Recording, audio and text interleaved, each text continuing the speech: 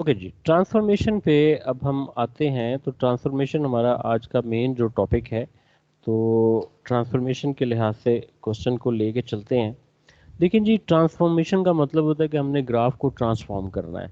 हमारे पास जो ट्रांसफॉर्मेशन है जो हमने इस क्लास में पढ़नी है, उसमें एक तो पहली आ जाएगी ट्रांसलेशन आ जाएगी, और फिर उसके बाद आ जाएगी रिफ्लेक्शन आ जाएगी, और फिर उसके बाद आ जाएगी stretch.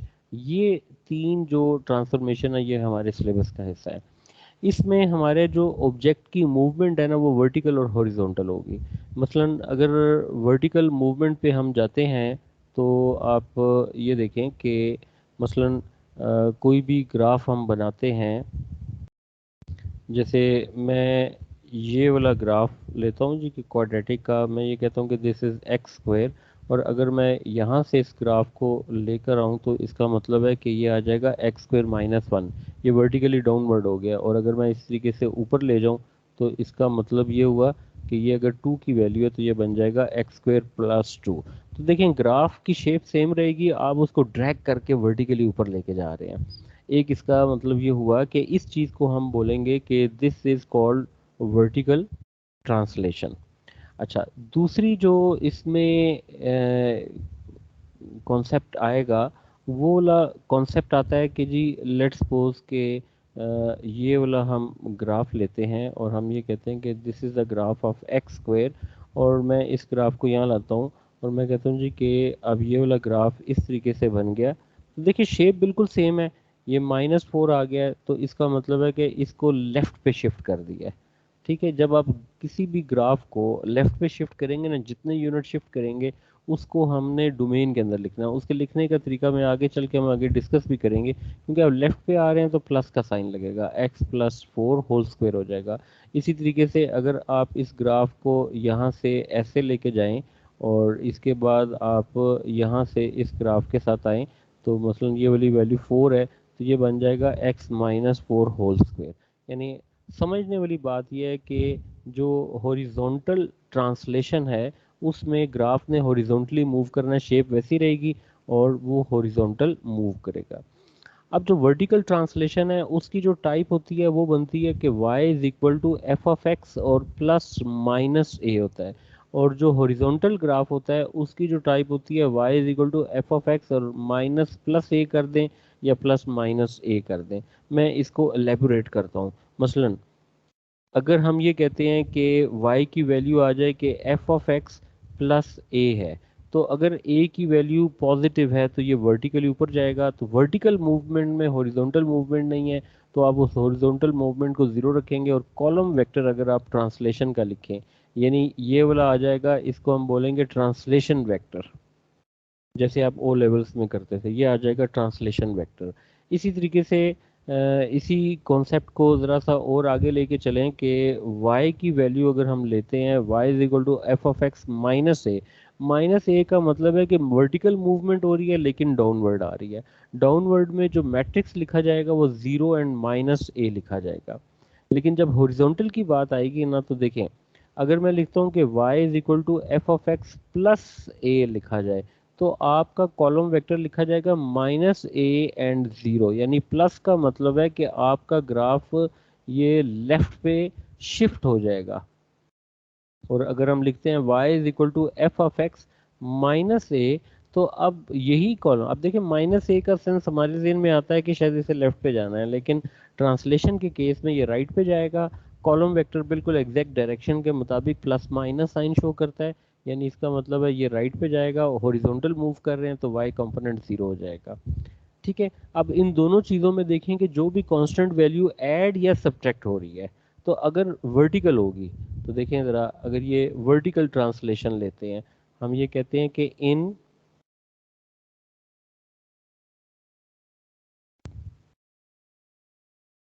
Vertical translation constant number will be added or subtracted outside of function। देखें, ये दोनों एग्जांपल चेक करो, एफ ऑफ एक्स प्लस ए यानी बाहर है, और F of X minus A vertical translation में एडिशन हो रही है या सब्ट्रैक्शन हो रही है, but it is outside of a function हो रही है। अच्छा, इसी तरीके से फिर मैं लिखता हूँ, in horizontal translation constant number will be added or subtracted inside of f of x। ये आपके पास इसकी इंफॉर्मेशन बन जाएगी। अब आपने इस इंफॉर्मेशन को याद रखना है। आप किसी भी फंक्शन को इसके मुताबिक ऐड या सब्ट्रैक्ट कर सकते हैं और ट्रांसलेट कर सकते हैं वर्टिकली अपवर्ड या वर्टिकली डाउनवर्ड। ये चीज़ आप इसके मुताबिक इसे ले सकते हैं।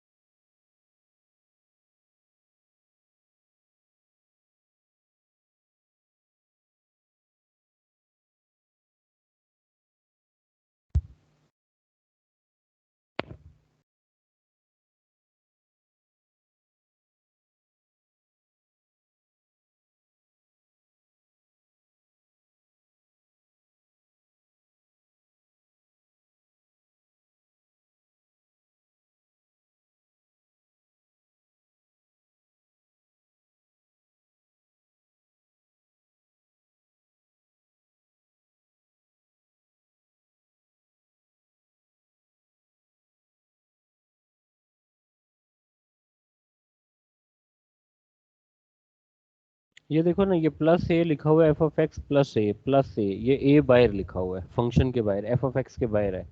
लेकिन आप इसमें जैसे ये देखो ना, यहाँ पे मैं इसको ले रहा हूँ कि आउटसाइड ऑफ फंक्शन ले रहा हूँ ना। आप ये चेक करो कि ये फंक्शन है ना, ये इसके बाहर है। यहाँ चेक करें तो ये इनसाइड है। ठीक है, इनसाइड ऑफ फंक्शन का मतलब है डोमेन में ऐड या सब्ट्रैक्ट है। आउटसाइड ऑफ फंक्शन है का मतलब होता है रेंज में ही ऐड हो रहा होता है, जो फंक्शन के बाहर होता है। आप देखें कि वर्टिकली मूव करेगा। ये प्लस ए का मतलब है वर्टिकली, माइनस ए का मतलब वर्टिकली, यानी अपवर्ड और डाउनवर्ड आ जाएगा। प्लस माइनस के साइन को देखते हुए आप लगाएंगे। हाँ, बस आप रेंज और डोमेन के कॉन्सेप्ट को जेन में रख सकते हैं और इसको अंडरस्टैंड कर सकते हैं। तो मेनली जो वर्टिकल मूवमेंट है ना, वो अकॉर्डिंग टू साइन है। प्लस ए है तो वर्टिकली अपवर्ड, माइनस ए है तो वर्टिकली डाउनवर्ड। हॉरिजॉन्टल में प्लस ए है तो लेफ्ट पे मूव करेंगे जितने यूनिट हैं, यानी प्लस टू है तो 2 यूनिट लेफ्ट पे मूव कर दें। अगर माइनस टू है तो 2 यूनिट राइट पे मूव कर देते। एग्जाम्पल्स हम सारी साथ ही इकट्ठी स्टार्ट करेंगे।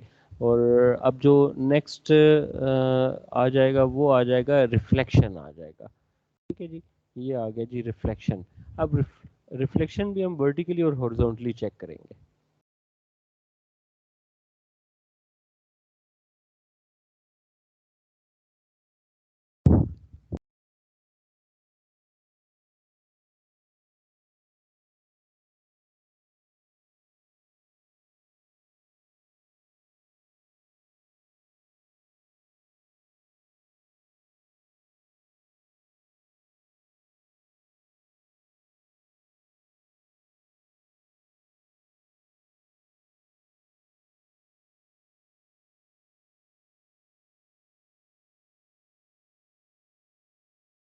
ओके, अब रिफ्लेक्शन में जब हम आएंगे ना, तो रिफ्लेक्शन में देखेंगे सबसे पहले हम वर्टिकल रिफ्लेक्शन से स्टार्ट लेते हैं।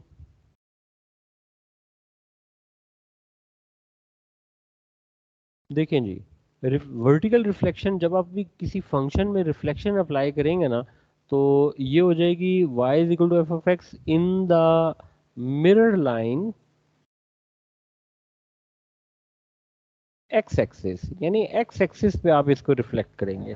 तो जब आप एक्स एक्सिस पे रिफ्लेक्ट करेंगे ना, देखें ये फंक्शन क्या बन जाएगा, माइनस एफ ऑफ एक्स। इसकी एग्जांपल लेते हैं ताकि आप इसको इजीली अंडरस्टैंड कर सकें। देखें कि जैसे हम कहते हैं कि ये ग्राफ आ गया और इधर से हम ये लेते हैं, this is x square, x axis mirror line. ये देखो, अगर हम ये पॉइंट 1 और 1 ले लेते हैं तो आपको पता है कि मिरर लाइन पे जब आप रिफ्लेक्शन लेते हैं तो ये मिरर लाइन के बिल्कुल ऑपोजिट साइड पे उतनी डिस्टेंस पे यहाँ आ जाएगा और इस पॉइंट को हम बोल देंगे 1 और -1। तो इसका मतलब है कि वाई कोऑर्डिनेट में चेंज आ रही है। ये जैसे पॉइंट है, ये देखिए ना, ये -1 है और ये +1 है, यानी इसका कोऑर्डिनेट बन जाएगा -1 एंड 1। तो y कोऑर्डिनेट 1 है। तो अगर ये y कोऑर्डिनेट 1 है तो आप ने सिर्फ ये करना है कि y कोऑर्डिनेट का, यानी इस पॉइंट का इमेज लेना है। ये पॉइंट है, ये मैं एरो से शो कर रहा हूँ। अब देखो इसका इमेज है ना, तो आप ये लेंगे कि ये देखें, ये पॉइंट मिरर लाइन से 1 यूनिट अवे है। तो इसका मतलब है मिरर लाइन के बिल्कुल एग्जैक्टली ऑपोजिट साइड पे 1 यूनिट अवे पे आके ये इमेज बन जाएगा। ये इमेज आ जाएगा, यानी इसका मतलब है x की वैल्यू -1, y की वैल्यू भी -1 आ गई। ठीक है, समझ आती है बात की। रिफ्लेक्शन है ना, रिफ्लेक्शन का मतलब है उसमें जैसे शीशे में आप देखते हैं तो शीशे के अंदर नजर आता है ना, तो अंदर तो नहीं हम देख कोई चीज बना सकते, तो हम क्या करते हैं मैथमेटिक्स में लाइन को मिरर लाइन के तौर पे लेते हैं। अब वो मिरर की तमाम प्रॉपर्टीज को अप्लाई होती है उस पे ना, तो इमेज जो है वो मिरर लाइन की दूसरी तरफ बनता है। फिर आप देखते हैं शीशे में जब अपना इमेज देखते हैं तो आप जितने डिस्टेंस पे शीशे से खड़े होते हैं आपको शीशे के अंदर भी उतने ही डिस्टेंस पे नजर आते हैं। ठीक है, तो इसका मतलब है उतना ही डिस्टेंस ले लेते हैं। अब हम जब इसको मिरर के कह रहे हैं तो ये देखिए ना, ये x कोऑर्डिनेट 1 है, ये y कोऑर्डिनेट 1 है, क्योंकि ये वाला पॉइंट आ रहा है। तो जब हम इसका रिफ्लेक्शन लेंगे तो ये देखो, ये मिरर लाइन की तरफ आओ, 1 यूनिट आप मिरर लाइन की तरफ आए और मिरर लाइन की दूसरी तरफ 1 यूनिट पे गए और जाके इमेज बना दिया। तो ज़ाहिर है ये ओरिजिन है, तो ये वाला पॉइंट -1 है। तो इधर से ये x कोऑर्डिनेट 1 है, तो ये क्या बन जाएगा, 1 एंड -1। तो ओरिजिन के लेफ्ट पर आ जाएं तो ये पॉइंट आ गया -1, ये वाला 1 आ गया, तो -1 एंड 1 है, तो इसको जब आप इस तरफ लाके लिखेंगे तो -1 एंड -1 आ जाएगा। हाँ, अब ये मैं आपको ज़रा सा आइडिया दे रहा हूँ, वरना तो देखो क्या चीज़ है। अब आपने ये पॉइंट देख लिया ना कि अब देखें आपका जो इमेज का ग्राफ बनेगा वो इस तरीके से बनेगा, यानी इसने इसमें से थ्रू होना है। ठीक है, इसने इनमें से थ्रू होना है, और जैसे ही आप इसमें से थ्रू करेंगे तो आप ये देखेंगे ये वाला ग्राफ यहाँ से ऐसे हो जाएगा और ये वाला ग्राफ यहाँ से ऐसे हो जाएगा। ये आपके पास रिफ्लेक्शन आ गया। ये जो था ये एफ ऑफ एक्स फंक्शन है, क्योंकि ये वाली पॉजिटिव वाई एक्सिस की वैल्यूज़ है, यहाँ पे सारी पॉजिटिव वाई एक्सिस की वैल्यूज़ है। दूसरी तरफ चले गए, ये नेगेटिव वाई एक्सिस की वैल्यूज़ है, तो इसका मतलब है ये ग्राफ क्या बन जाएगा, -f(x) आ जाएगा। तो यही पॉइंट जो है ना हमने यहाँ पे लिखा है कि y is equal to F of X, तो after reflection it becomes y is equal to -f(x) हो जाएगा। तो आप किसी भी ग्राफ को इस पे बना सकते हैं। मसलन मैं कोई और ग्राफ अगर ले लेता हूँ, तो जस्ट फॉर योर अंडरस्टैंडिंग, तो मैं अगर ये कहता हूँ कि जी ये ग्राफ है, और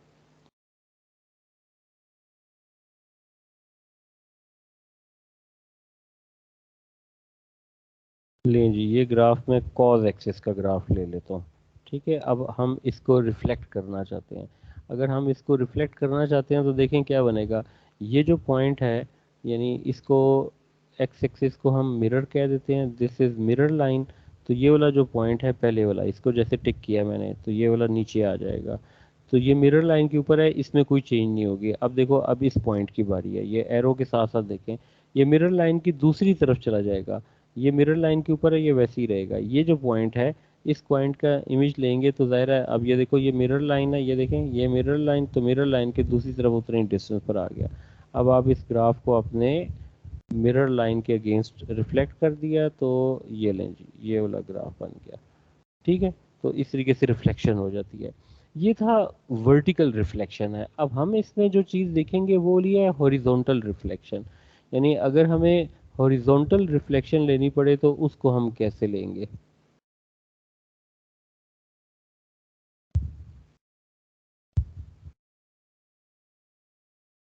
हॉरिजॉन्टल रिफ्लेक्शन में क्या आ जाएगा कि y is equal to F of x, और in the mirror line Y axis, यानी अब आपका वाई एक्सिस मिरर आ जाएगा। तो ऐसी सूरत में देखो क्या आ जाएगा, इन साइड ऑफ अ फंक्शन का साइन चेंज हो जाएगा, इन side of a function.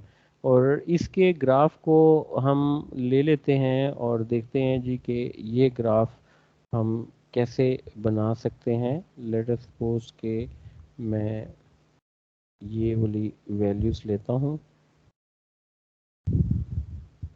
For example.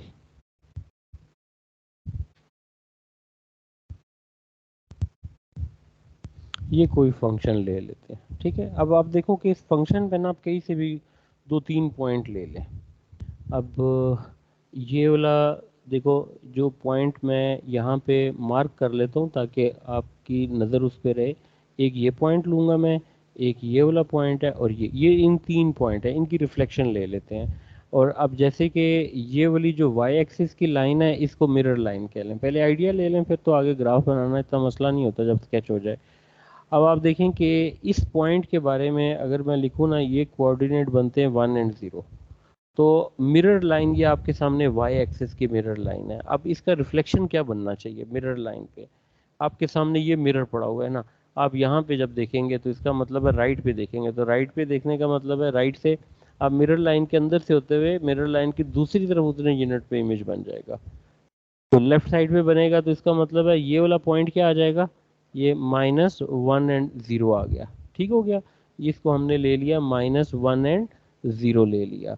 Okay, इधर से देखें जी के 2 और 3, इसको ले लेते हैं 3 एंड -1, 4 एंड 5, इसको 5 एंड 0। अब 3 एंड -1 का इमेज बोले जी। हम्म, और -3 हो जाएगा, 1 2 3 और 1, ये पॉइंट इधर आ गया।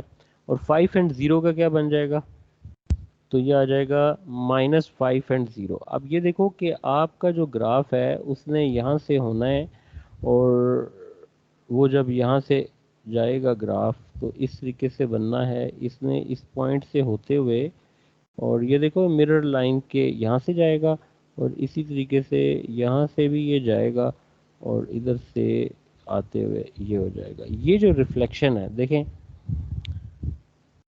this is -3 -1, this is -5 and 0। ये जो ग्राफ बनेगा y is equal to -f(x) है, ये कहलाती है हॉरिजॉन्टल रिफ्लेक्शन। अच्छा जी, अब देखें कि हुआ क्या। अगर हम इन सारे पॉइंट्स को देखें, मैं अब आपके सामने जैसे ये इंफॉर्मेशन नोट करता हूँ, आपने कुछ ऑब्जर्व करना है इसमें। जैसा पहला पॉइंट था 1 0, और वो जाके बन गया -1 0। फिर हमने जैसे दूसरा पॉइंट लिया 3 एंड -1, और ये मूव करके बन गया -3 एंड -1। इसी तरीके से 5 एंड 0 जो पॉइंट है वो मूव करके हो गया -5 एंड 0। मुझे आप बताएं, आप किस कोऑर्डिनेट में चेंज आ रही है? एक्स में चेंज आ रही है ना। देखो ये x+1 था, पहले वाले पॉइंट में x+1 है, यहाँ पे क्या हो जाएगा, ये हो जाएगा -1। फिर इधर +3 है तो इधर क्या हो गया, -3 हो गया। ये +5 है, इधर क्या हो गया, -5 हो गया। यानी इसका मतलब है कि अगर आप हॉरिजॉन्टल ट्रांसफॉर्मेशन को देखें, कि हॉरिजॉन्टल रिफ्लेक्शन जो है उसमें जो वर्किंग हो रही है वो -x और y है। ठीक है, यानी इसका मतलब है इन हॉरिजॉन्टल रिफ्लेक्शन आपका एक्स कोऑर्डिनेट का साइन चेंज हो रहा है। इसीलिए आप इसको लिखते होते हैं y is equal to F of -x करते हैं। ठीक होगी जी बात। अच्छा, इसी तरीके से ये जो ऊपर वाले केस में भी देख लें, मसलन ये जो मैंने पॉइंट लिए हैं, मैं इन पॉइंट्स को यहाँ पे लिखता हूँ। जैसा कि पॉइंट था 1 एंड 1, और वो चेंज हो गया 1 एंड -1। जो पॉइंट मिरर लाइन पे आता है उसमें कोई चेंज नहीं आती। -1 एंड 1 चेंज होके हो जाएगा -1 एंड -1, यानी इसका मतलब है कि y कोऑर्डिनेट पे चेंज हो रही है। तो रिफ्लेक्शन जो है, जिसको हम बोलेंगे कि जो वर्टिकल रिफ्लेक्शन है, वर्टिकल रिफ्लेक्शन क्या है, y is equal to -f(x) में पॉइंट जो होता है वो कैसे होगा, मसलन एक्स वाई ओरिजिनल पॉइंट है जो ट्रांसफॉर्म होने के बाद बन जाएगा x एंड -y। आपने ये नोट किया कि ये y में चेंज आ रही है।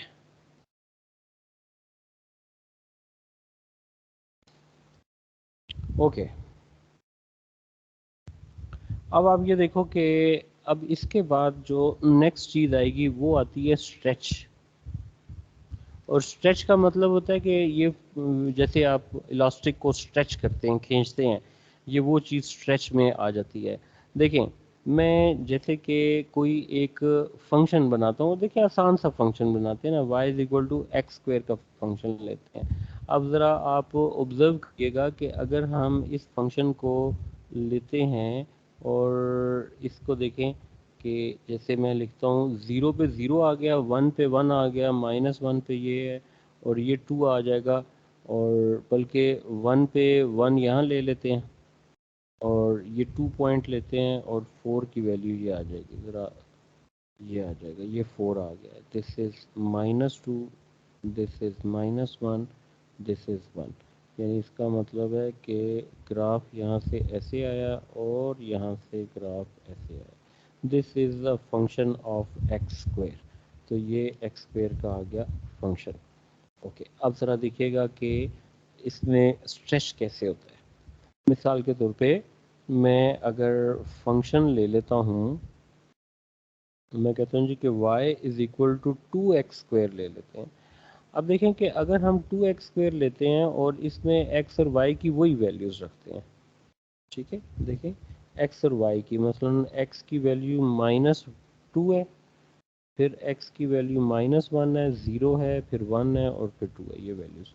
अब देखो इस ऊपर वाले फंक्शन पुट करें ना, तो -2² 4, 4 2 8 हो जाएगा, -1² 1 और ये 2 हो जाएगा, 0 पे 0 आ गया, 1 पे 2 आ गया और 2² 4 और 8 आ गया। ये लेंगे, अब ये सारी वैल्यूज़ आप इसकी प्लॉट कर दें। मसलन देखें -2 पे 8 आ गया, ये वाला आपके पास 8 की वैल्यू आ रही है, -2 पे 8। अच्छा, -1 पे 2 आ गया, ये -0 पे 0 आ गया, 1 पे 2 हो गया और ये आ गया। अब आप ज़रा देखिएगा कि आपका जो ग्राफ है वो स्ट्रेच हो रहा है वर्टिकली। मसलन इसमें से ये वाला ग्राफ क्या हो जाएगा, एक्स स्क्वायर का। देखें अब ये जो पॉइंट है ना, ये वर्टिकली आपके हैं, ठीक है।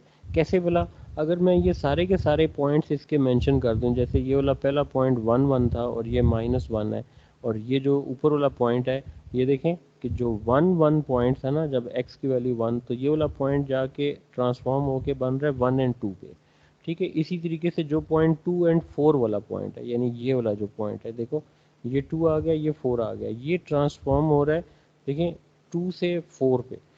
आप हर पॉइंट में एक्स और वाई को चेक करें। फिर इसी तरीके से जब आपने लिया -1 और 1 और जब उसको ट्रांसफॉर्म किया तो एक्स की वैल्यू -1 है और वाई की वैल्यू 2 होगी। इसी तरीके से -2 और 4 जब लिया तो वो वाला बन जाएगा, -2 आ गया और फिर 4 की जगह 8 आ गया। इसका मतलब ये हुआ कि अब जैसे मैं आपसे ये सोचूंगी वाई कोऑर्डिनेट जैसे यहाँ पे है, अगर आप इसको चेक करके बताएं कि 1 को किस से मल्टीप्लाई करें कि 2 हो जाएगा, 4 को किस से मल्टीप्लाई करें कि वो 8 बन जाए, ठीक है। फिर इधर देखो 4 को किससे मल्टीप्लाई करें ये 8 हो जाए, -2 और 4, तो इसका मतलब 2 से मल्टीप्लाई हो रहा है। तो आपके पास ये देखें कि ये ग्राफ वर्टिकली स्ट्रेच हो रहा है ऊपर की तरफ। मैं मसलन इसको अगर ऐसे ऐसे करके आपके सामने ये देखो ज़रा, ये जो ये पॉइंट है ना, ये वर्टिकली ऐसे ऊपर की तरफ जा रहे हैं, ये देखें ये बिल्कुल वर्टिकली ऊपर की तरफ जा रहे हैं। ये जो वर्टिकल पॉइंट ऊपर की तरफ जा रहे हैं ना, ये बेसिकली वाई के पैरेलल आ रहे हैं। देखें ये वाई एक्सिस है ना, वाई एक्सिस के पैरेलल आ रहे हैं, यानी इसका मतलब है कि अगर हम यहाँ पे करें कि डायरेक्शन ऑफ स्ट्रेच का जिक्र करें, तो डायरेक्शन ऑफ स्ट्रेच जो है वो आ रही है पैरेलल टू वाई एक्सिस, ठीक है। फिर हमने ये देखा कि x और y के जो पॉइंट है ना, वो मूव करके बन गए x एंड 2y, यानी इसका मतलब है कि फंक्शन से ये चीज़ मल्टीप्लाई हो रही है। अगर हम इसको फंक्शन से लिखें, फंक्शन ये वाला बने तो ये वाला बनता है 2 time of f of x बनता है। तो ये function 2 time of f of x है, यानी वर्टिकली ये वाला ट्रांसफॉर्म हो रहा है। इसको हम बोलते हैं वर्टिकली वर्टिकल स्ट्रेच। ये आ गया वर्टिकल स्ट्रेच। अब मैं वर्टिकल स्ट्रेच को इन जनरल फॉर्म में यहाँ पे एक्सप्लेन कर देता हूँ ताकि हमें याद रहेगी। देखें जी, अब इन जनरल फॉर्म में हम इसको देखते हैं। इन वर्टिकल स्ट्रेच जो चीज़ हमने देखनी है वो क्या है, वो हमने ये देखनी है कि y is equal to a time of f of x। तो इसका मतलब ये हो जाएगा एस एफ, यानी stretch factor. Stretch factor a हो जाएगा और दूसरी जो चीज़ आएगी वो आएगी कि direction of stretch is parallel to y axis, ठीक है। और अगर आप इसको इस फॉर्म में लिखना चाहें कि एक्स और वाई है, यानी पॉइंट की फॉर्म में चेक करना चाहें, ये एक्स आ जाएगा, तो जो वर्टिकल ट्रांसफॉर्मेशन होती है वो हमेशा वाई के साथ डील होती है। क्योंकि ये मल्टीप्लिकेशन के सेंस में आ रहा है तो ए टाइम ऑफ वाई आप लिखेंगे।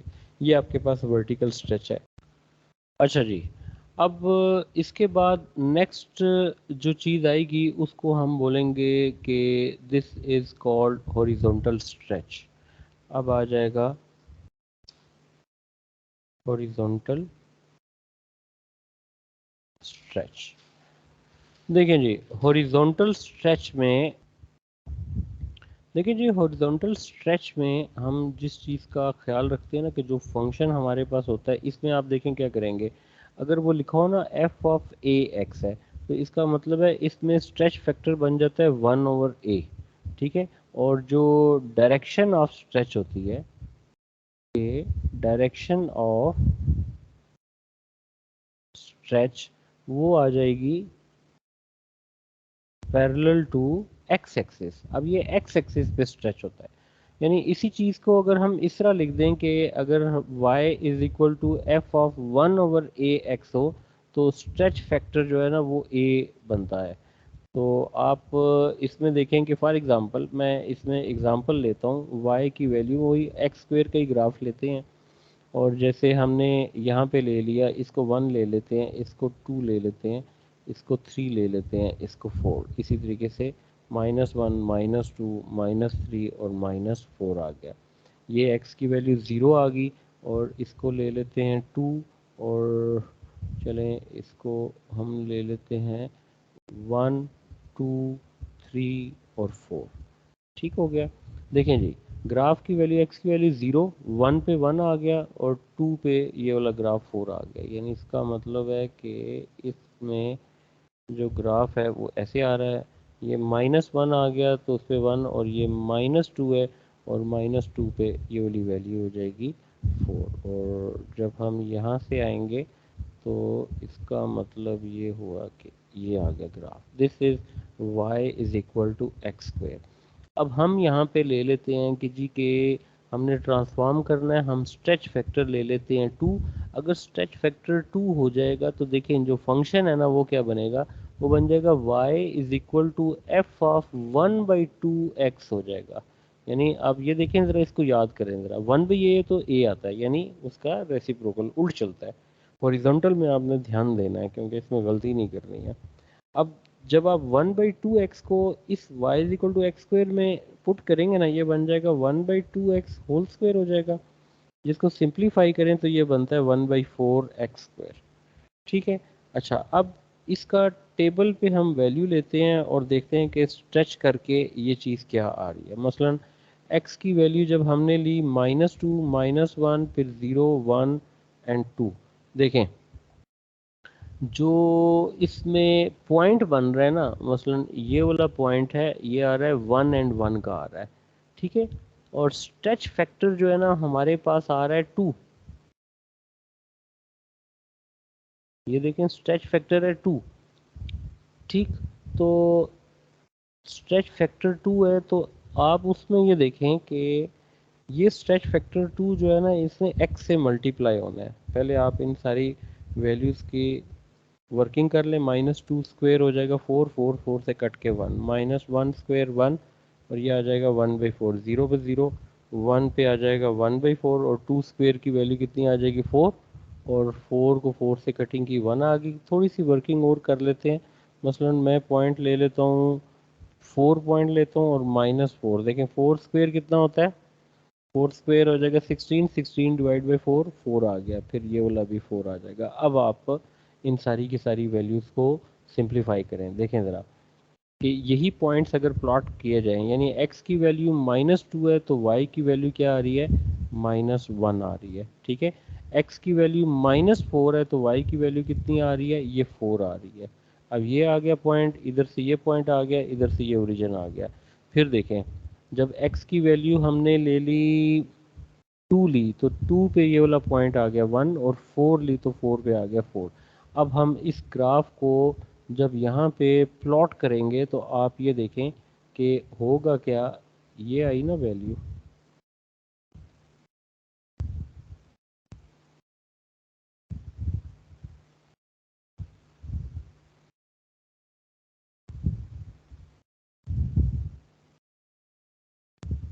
ये देखें, अब आप इस पॉइंट को चेक करें तो ये क्या आ जाएगा 2 and 1। अच्छा, ये वाला पॉइंट क्या आ गया 4 and 4। ये जो पॉइंट है ये क्या आ गया -4 and 4। और ये जो पॉइंट है ये आ गया -2 and 1। अब मैं इसके अपने पॉइंट्स भी यहाँ पे लिख लूँ। मसलन ये जो पॉइंट है ये है -1 and 1। और ये जो पॉइंट है दिस इज -2 और 4। और इधर से ये ले लें, ये आ जाएगा 2 and 4। अब आप ज़रा गौर करिएगा कि हमने इसमें इनफेक्ट किया क्या है। देखें, ये जो पॉइंट है ना, ये पॉइंट मूव करके इस पे आ गया। इसका मतलब है कि 1 and 1 move to become 2 and 1। अच्छा, इस तरफ वाले पॉइंट को चेक करें, हॉरिजॉन्टल मूवमेंट ये हो रही है, ये एरो से शो कर रहा हूँ। ये जो पॉइंट था इसके कोऑर्डिनेट आगे 2 and 4, और जहाँ पे आके क्या हो जाएगा 4 and 4। इसी तरीके से ये लेफ्ट वाले पॉइंट्स भी हम चेक कर लेते हैं। जैसे ये वाला पॉइंट था, ये वाला पॉइंट क्या बन रहा है कि -1 से 1 पॉइंट था and it move to -2 and 1। और इसी तरीके से -2 पे 4 था, और -2 से 4 वाला पॉइंट क्या आ जाएगा -4 and 4। अब आप इन सब के अंदर चेक करेंगे हुआ क्या है। देखें, एक्स कोऑर्डिनेट जो है ना वो 2 से मल्टीप्लाई हो रहा है। ये देखें, सब जगह पे एक्स कोऑर्डिनेट 2 से मल्टीप्लाई हो रहा है। X coordinate is multiplying with 2। यानी इसका मतलब है कि अगर आप एक्स वाई को लिखते हैं तो वो इस क्वेश्चन के मुताबिक बन रहा है 2x and y। ठीक है, 2x and y, और ये हॉरिजॉन्टल स्ट्रेच बन रहा है। आपका ग्राफ जो है ना हॉरिजॉन्टली ये स्ट्रेच हो रहा है। तो हम यहाँ से इस क्वेश्चन को जब फर्दर देखेंगे ना, तो ये देखें, ये बनेगा कि इन जनरल अगर हम इसकी बात करें, in general y is equal to F of X है, तो हम उसे लिखते हैं y is equal to F of 1/ax। अगर हो 1/ax हो, और डायरेक्शन ये parallel to X axis direction आ जाएगी, एक्स एक्सिस की पैरेलल आ जाएगी, और स्ट्रेच फैक्टर क्या आ जाएगा ए। ठीक है, इसमें वर्किंग हम कैसे करते हैं, हम लेते हैं एक्स और वाई पॉइंट लेते हैं, और एक्स और वाई जो पॉइंट हम लेते हैं उसको हम लिखते हैं कि a time of x and y. यानी मैं अगर इसको एक्सप्लेन करूँ ना, तो आप ये कहें कि whatever the stretch factor you multiplied with x and y remain as it is. ये आपके पास इसका रूल बनता है। ठीक है, लें जी, ये मैंने कोशिश की है कि इसके एक इंट्रो सारा हो जाए। कल की क्लास में इसके कुछ क्वेश्चंस करेंगे, और फिर कंबाइंड ट्रांसफॉर्मेशन आ जाएगी, और फिर इसके साथ उसकी वर्कशीट आ जाएगी। ठीक है, चलें जी, ओके जी, अल्लाह हाफिज़, टेक केयर।